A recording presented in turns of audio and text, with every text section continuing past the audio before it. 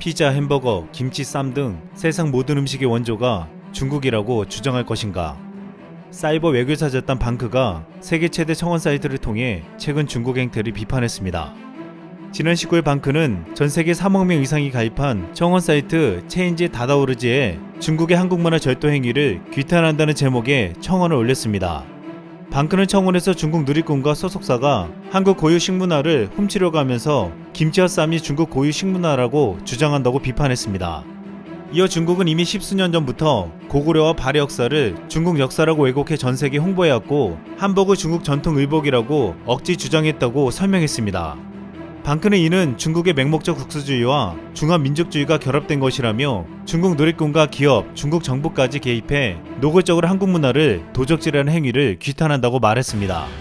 최근 한국인 유튜버 햄즈가 몇 달 전 올린 쌈밥 먹는 영상을 두고 중국 누리꾼들의 악성 댓글이 이어졌습니다.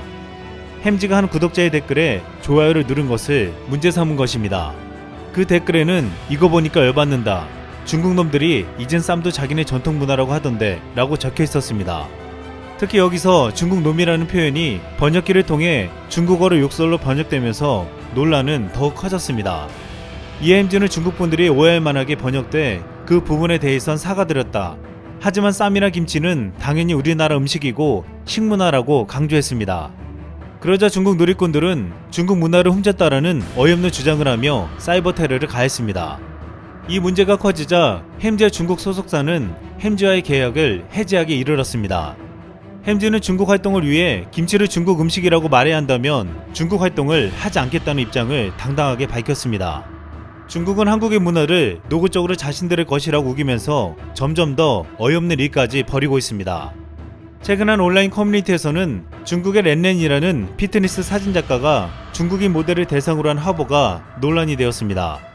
사진 속의 남성은 반나치의 모습으로 한복과 갓을 쓰고 있었습니다. 이를 본 국내 누리꾼들은 한복은 원래 노출이 심하지 않은 옷이고 단정한 한국 고유의 의상인데 여기서 어울리지 않는 외설적인 이미지로 표현했다고 비판했습니다. 우리의 전통 의상을 대놓고 모욕한 것처럼 느꼈다는 것입니다. 이렇게 중국은 한국의 문화를 훔쳐가고 심지어 의도적으로 망가뜨리기까지 하고 있지만 과거 세종대왕은 중국이 절대 손을 못 대게 결계를 쳐놓았다는 주장이 나왔습니다.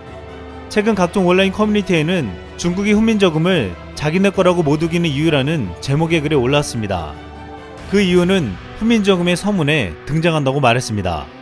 훈민저금 서문에는 나라 말이 중국과 달라 서로 통하지 아니하니 이런 까닭으로 어리석은 백성이 말하고자 할 바 있어도 마침내 제 뜻을 펴지 못하는 사람이 많으니라 라는 문구가 적혀 있습니다. 글쓴이는 서문부터 세종대왕님이 중국말과 다르다고 못 박아놨기 때문에 중국이 절대로 훈민저금이 자신들의 것이라고 우길 수 없다고 했습니다. 이것은 먼 미래를 내다본 세종대왕님의 해안이라고 말했습니다. 그러자 누리꾼들은 아직 중국에 대해서 방심하면 안 된다고 했습니다. 한 누리꾼은 중국은 세종대왕이 중국인이었다고 우길 놈들이라고 했습니다. 또한 최근 국내에서 부동산 가격이 급등하는 이유에도 중국인들이 있다는 비판이 많았습니다.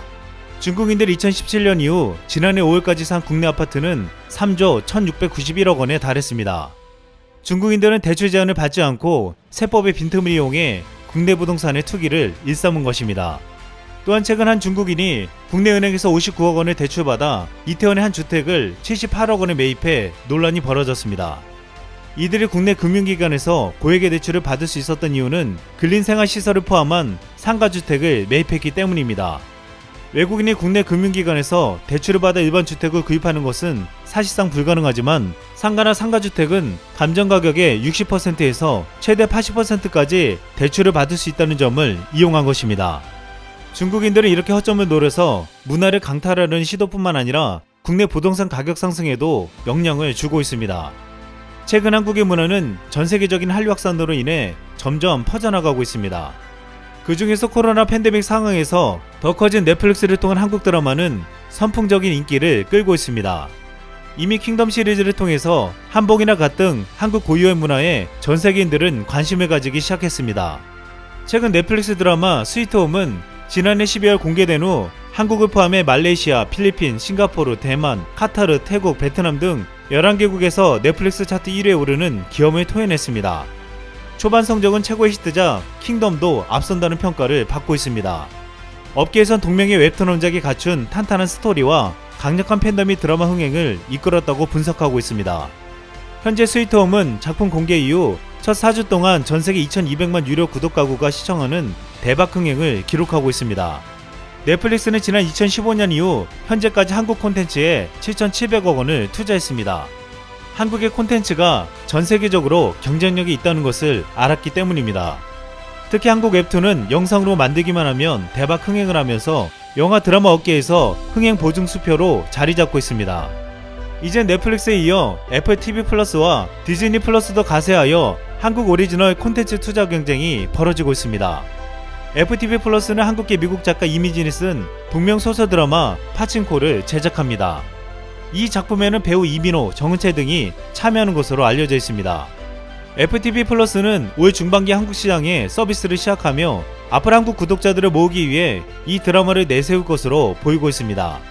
디즈니 플러스도 올해 한국 시장에 진출하기 위해 현재 한국통신사와 제휴를 협의하고 있으며 한국 드라마 제작사와의 협상도 이뤄지고 있는 것으로 알려져 있습니다. 넷플릭스는 여기에 밀리지 않겠다며 2021년 아시아 오리지널 콘텐츠 제작에 지출을 2배 이상 늘리며 최소 10억 달러, 하나로 약 1조 1000억 원 이상을 투자하겠다고 발표했습니다. 넷플릭스는 지난해 말 기준 총 가입자 수가 2억 370만 명에 달했다고 밝혔고 지난해 4분기 매출도 작년 동기 대비 22.8%가 급증했다고 했습니다. 업계에서는 이 같은 넷플릭스의 선전에는 한국 콘텐츠가 있었다고 말하고 있습니다. 넷플릭스는 이렇게 한국 콘텐츠로 인해 성장하는 수혜를 보았지만 한국 콘텐츠도 또한 넷플릭스를 통해 전 세계로 확산되는 효과를 보았습니다.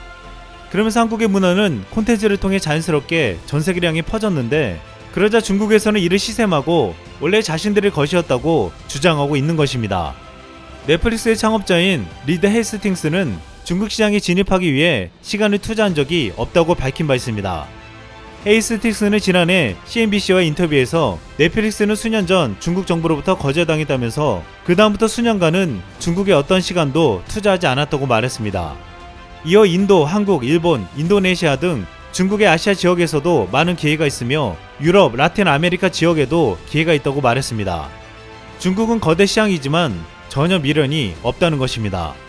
중국은 아직도 넷플릭스를 허용하지 않고 있습니다. 최근 중국의 억만장자 마윈은 중국 당국을 비판하고서 자체를 감춘 후 3개월 만에 나타났습니다. 그리고서 한 말이 국가에 봉사하는 게 기업가들 책임이라는 말이었습니다.